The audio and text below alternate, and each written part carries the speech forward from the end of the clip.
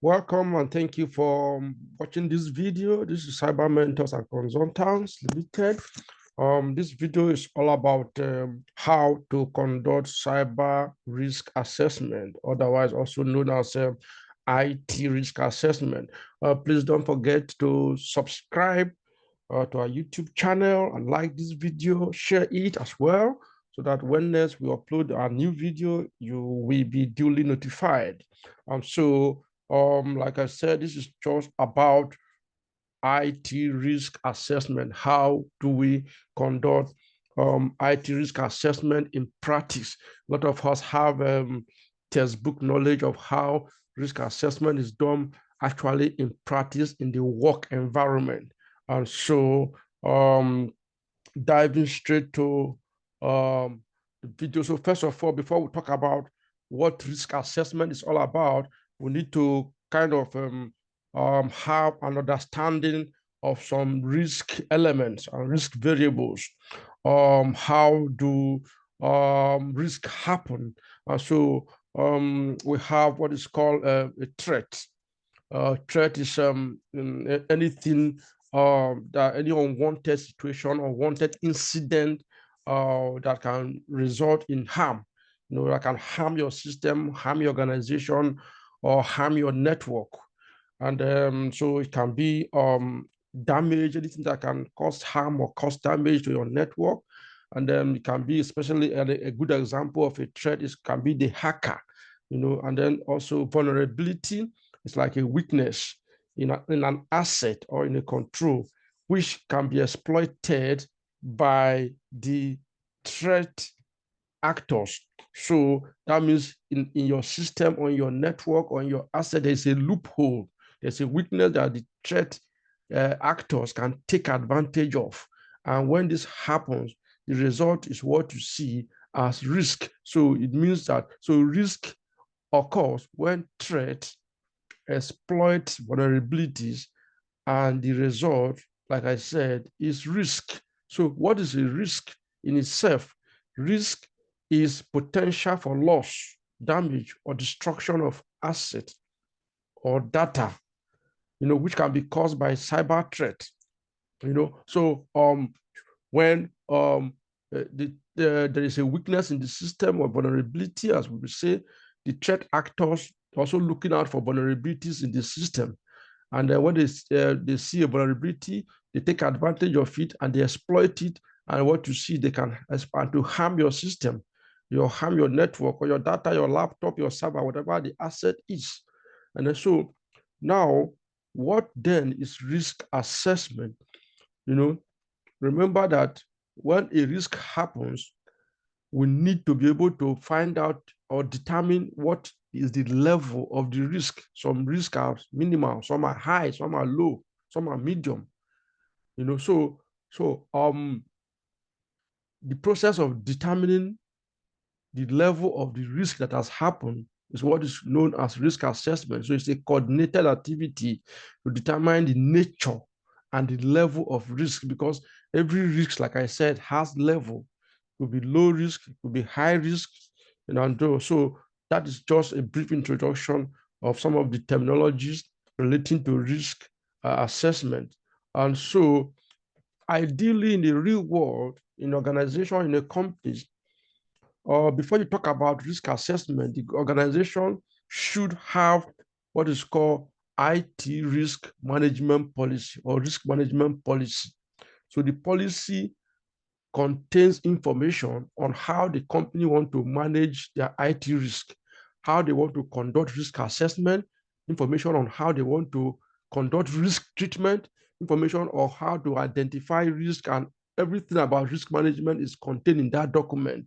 But for the purpose of this video, I've only extracted a section of the risk policy of a particular organization, and that has to do with risk assessment. So like I said before, organizations usually would document how they want to conduct risk assessment. Remember, we are dealing with risk assessment. So they document the method they want to use in conducting risk, whether qualitative or quantitative. Qualitative means they're going to be using like risk scales, scale of figures of 1, 2, 3, 1, 2, 3, 4, 5 to determine their risk level. Quantitative is that instead of using 1, 2, 3, 4, 5 or risk scale, you use absolute figures. Instead of saying my risk level is 5, quantitative will say no, risk level is about $2,500 or £2,500. So that is the difference. And so in the policy also, the company would document what is their risk acceptance criteria, or what you call as risk appetite, or what you call risk tolerance level. In other words, they will say in their risk policy, any risk that we assess and the risk is above a particular level, we have to do something about the risk. We have to treat that risk or reduce that risk or mitigate that risk. Yeah, so if after determining their risk level and they find out that their risk level is above that minimum or maximum tolerance limit, then that risk has to be treated. So for example, we have taken, for the purpose of this video, we have used risk level 4 as the risk tolerance level for this video. We also use the qualitative method of assessing risk for this video. So what it means that any risk that we calculate and it's above level 4, that means it has to be treated. And then so in the policy also, the company will also determine what their risk scale will be. Some people use a scale of 1 to 3. So the low, medium, high, where 1 is a low risk, 2 is a medium risk, 3 is a high risk. Some also organization can use a scale of 1 to 5. That means it's going to be very low, medium, high, and very high. So, but for this purpose of this video, our risk scale is going to be 1 to 3. And then method of calculating risk. Organization will also document in their policy how they want to calculate their risk level. So ideally, risk level is a function of probability and impact. So it's either you add both of them or you multiply both of them. So what organization depending on what the organization want to do. So for this purpose, we can say, okay, we want to use addition, probability plus impact to give us our risk level. So this is a typical section of the company policy. Remember, I said that the best thing for organization to do is to have a risk management policy. So let us go to the main business of the day, which is talking about risk assessment. We've defined risk, we defined the key variables. So in the process of risk assessment, what is the first thing you need to do? The first thing you need to do, we are going from right to left, is to identify some key risk variables or key risk elements. And what are these elements, which we have defined before? We identify the key assets of the organization. What are the key IT assets of the organization? Asset could be server, your software, your application, router, your network. And then also, apart from identifying the asset, you need to also identify the key threats that this asset can be exposed to. What can go wrong with this asset? What are the threats that they are facing? Also, we also identify the key vulnerabilities. What are the vulnerabilities the assets have? What are the loopholes? What are the weaknesses on the asset that the threat actors can exploit? And then also, the next thing we identify is identify the risk owners. Who are the risk owners? The risk owner is anybody that is responsible for managing a particular risk. So in your risk assessment, you identify the 3 things we mentioned above here, but you also identify who the risk owner is. It should be a human. For example, it's like if you are assessing an asset or a business or a function, or a department, assessing their risk.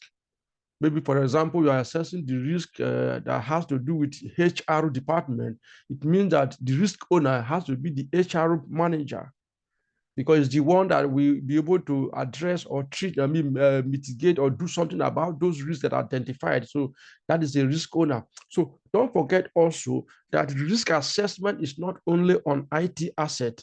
You can conduct risk assessment on business process.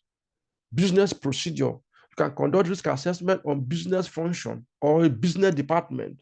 For example, you can conduct risk assessment on human resources procedure, their hiring procedure, or their termination procedure. You can conduct the risk associated with that. So risk assessment is both on asset and also on processes and also on functions as well, and also on departments.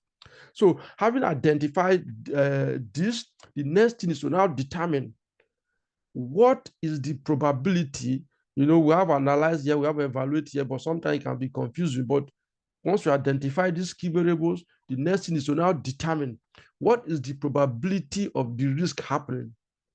So you are determining the probability level. And then what is the probability of the risk happening? You can say, okay, is it possible it's going to happen? Why will it happen? Why will it not happen? And then if the probability is not very high, you can give it a low probability, like, okay, I can say, okay, now the probability is not too much, it can be 1. And then I also could determine the impact level. The impact level, what would be the impact level if it happens? Okay, the probability is low, but the impact can be high if it happens. And so I can say, okay, the impact level is maybe 3. Yeah, that is high. It will be if it happens. So in that case, we have 1 as the probability level. We have 3 as the impact level. It means that we have agreed that we are going to use addition. Remember, we mentioned addition. That is our policy. So that means if we have adopted addition, it means that our risk level is now going to be 4, because we have 1 as probability, we have 3 as impact. So we add both of them together. That is our risk level.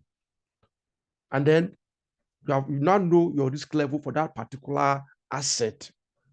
And then what next will you do? You now look at comparing your risk level with the risk acceptance criteria. Now we have our risk level as 4 here. Let's go back to our policy. What does the policy say? What does it say about our risk acceptance level? And now the risk acceptance level, we go back to our policy. You say in our policy, we say our risk acceptance level is 4. And what does that mean? That any risk that we calculate that is above 4, it means we have to do something about it. So any risk that is between 1 or 0 to 4, that means we will accept it, we will do nothing about it. So if the risk we calculated here, we have 2 and we have 3, we have 2 as probability and we have 3 as impact, and our risk level becomes 5. It means that our risk level is 5. It means that it's above our risk acceptable level. That means we have to do something about that risk. Hope you understand. So now, having a determined, you compare your risk level with your risk acceptance to determine whether you are going to accept the risk or treat the risk. And then the next thing is that you are going to now prioritize your risk for treatment. What does it mean?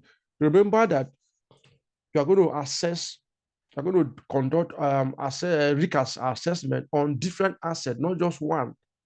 Not just one. You are conducting risk assessment on different assets, different processes. Then at the end of the day, you are going to come up with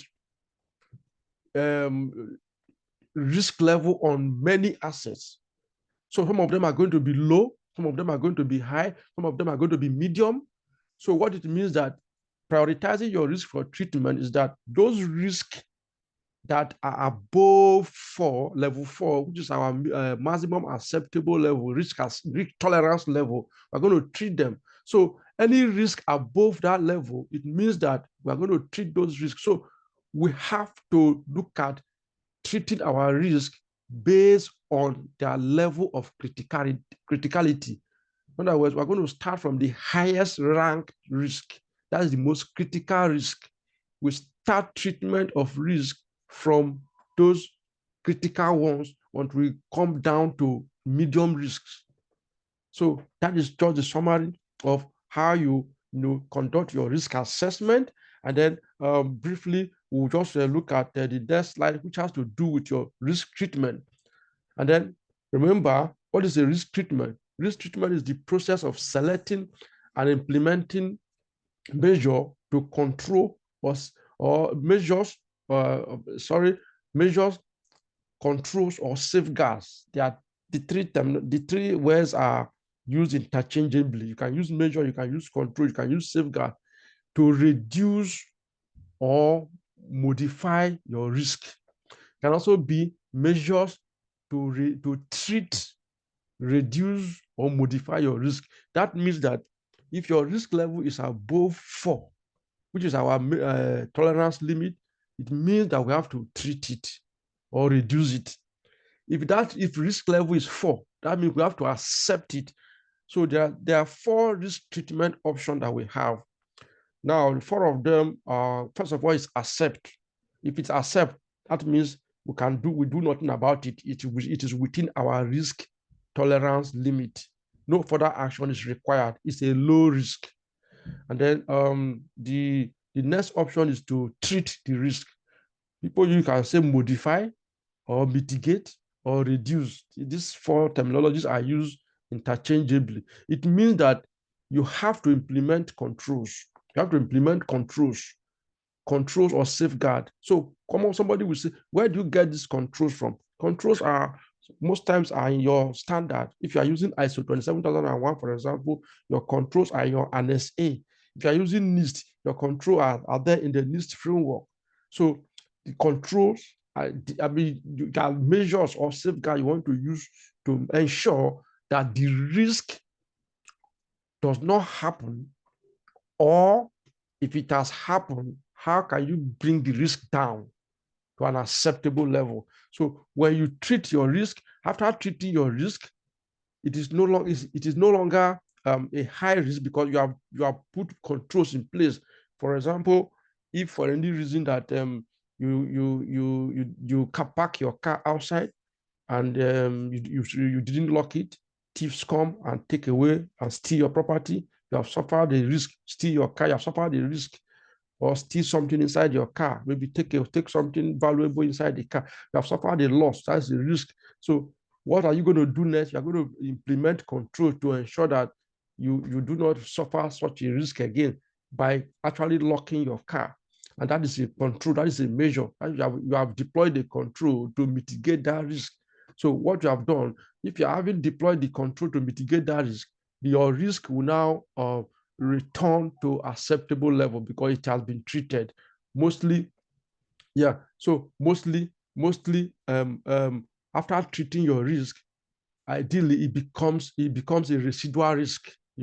Residual risk is a risk that, after implementing the controls or the measure, your risk becomes becomes a residual risk after the risk have been treated. So the idea of treating risk is to make sure that you bring the risk back to an acceptable level. Other ways of treating risk is to avoid doing something or that taking an activity or a process in order to eliminate the risk associated with that activity. For example, if your company implement work from home, and people not work from home, let me say, work from home, and people use their own device to connect to your network. And the device, people use their personal devices like personal phones rather than company phones to connect with your company network. What do you do if that is causing the company too much risk or too much problem? So what you can do is to stop people from connecting to your network using their personal device. You have to restrict them to connecting to your network only with company devices. So what have you done? You have decided to avoid that process. You have avoided using personal devices. So that is what we mean by risk avoidance. So another option is to share, transfer. So any risk you want to treat, so that you have an option to either transfer part of the risk to insurance company by taking um, an insurance, cyber insurance, liability insurance, cyber liability insurance. So that is what we mean by transferring or sharing the risk. And I hope you enjoyed this video. If you did, please don't forget, like I said, to subscribe to this video. These are our contact details. Our services include cyber training, mentoring, CV preparation and review. We also help with job assistance and then mentoring you when you get your job. So that's a summary of our services. You can check out our website for more details of our services in terms of mentoring and training. So don't forget to subscribe to our video. Thank you very much and stay blessed.